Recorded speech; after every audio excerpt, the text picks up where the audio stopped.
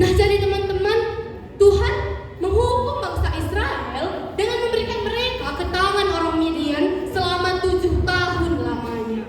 Nah, jadi selama 7 tahun, orang Midian yang kejam sangat menindas bangsa Israel. Dengan cara apa aja sih? Dengan cara merampas harta benda milik orang Israel, seperti mengambil semua ternak orang Israel, mengambil tanaman-tanaman milik bangsa Israel, dan bangsa Israel meminta pertolongan kepada Tuhan. Suatu ketika, malaikat Tuhan duduk di bawah pohon ek di Ofra, dan malaikat Tuhan berkata kepada Gideon, putra Yoas orang Eliezer, katanya, hai prajurit yang perkasa, Tuhan menyertaimu. Maka Gideon menjawab, jika Tuhan menyertai kami, mengapa dia membiarkan semua ini terjadi? Kata Gideon.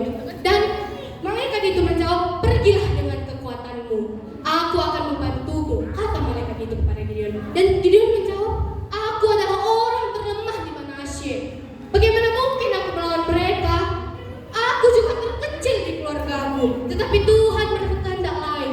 Tuhan berkehendak lain, dan Tuhan berfirman kepada Gideon.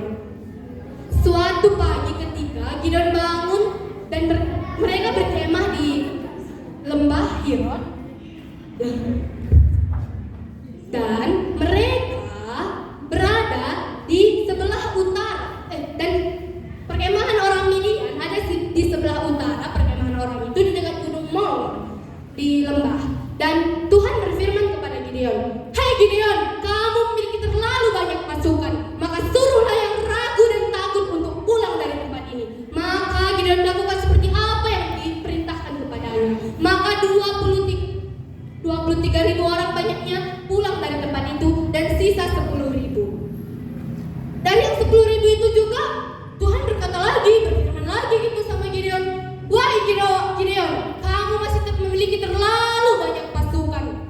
Aku akan menyaringnya untukmu. Bawa mereka ke air, maka aku akan menyaringnya untukmu. Pisahkan yang minum dengan menjilat seperti anjing, dan yang minum untuk berlutut dan menghirup di tangannya. Maka Gideon mendapat 300 orang banyaknya yang minum dengan berlutut dan menghirup di tangannya. Maka Tuhan mengatakan kepada Gideon, dengan 300 orang itu aku akan menyerahkan orang Midian ke tanganmu, dan engkau akan bersama-sama melawan mereka. Maka Gideon pun percaya bahwa Tuhan menyertainya. Lanjut cerita, di suatu malam Tuhan berfirman kepada Gideon, bangunlah Gideon, pergilah ke perkemahan orang Midian dan dengarkanlah apa yang mereka katakan di sana. Maka Gideon pergi dengan pura dan bujangnya. Mereka mendengarkan apa yang dikatakan orang di sana. Orang-orang itu ada yang bercerita tentang mimpinya, katanya. Di dalam mimpinya itu mereka menceritakan bahwa perkemahan mereka bakal hancur. Maka temannya menjawab, tidak lain itu adalah pedang Gideon anak Yoas orang Israel, karena Tuhan telah menyerahkan orang Midian ke dalam tangannya. Maka setelah mendengar itu, Gideon langsung merasa semangat, merasa bangkit, dan dia langsung bergegas untuk pergi dari tempat itu ke perkemahan orang Israel dan berkata, bangunlah, kita harus pergi ke perkemahan orang Midian karena Tuhan telah menyerahkannya ke dalam tanganmu. Maka Gideon membekali pasukannya dengan sangkakala, dengan puyung kosong dan suluh di dalamnya. Maka Gideon berkata, ketika aku meniup sangkakala ini, kamu juga harus meniupnya. Dan ketika aku melemparkan buyung ini, kamu juga harus melemparkan seperti apa yang Tuhan lakukan. Dengan mengatakan, pedang demi nama Tuhan dan demi nama Gideon. Maka Gideon membagi menjadi 3 pasukan. Pasukan pertama sampai di ujung perkemahan orang Midian, dan mereka berteriak, demi nama Tuhan dan demi nama Gideon. Maka mereka meniup sangkakala mereka, dan mereka memecahkan buyung yang ada di tangan mereka. Maka dari itu teman-teman yang lain, pasukan-pasukan yang lain mengikuti seperti apa yang telah diperintahkan oleh Gideon. Maka orang Midian kebingungan, kenapa ini? Kok ribut ini? Gitu. Maka orang Midian saling bertanya-tanya dan saling berperang satu sama lain. Mereka saling membunuh satu sama lain karena mereka kebingungan gitu.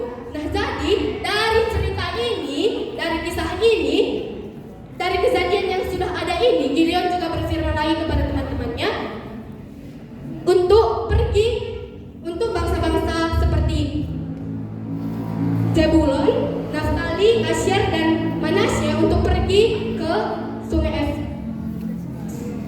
Efrata dan pergi ke tempat-tempat lain untuk menangkap Midian. Dan di akhir cerita seperti yang kita harapkan, bangsa Israel menang di atas kepemimpinan Gideon.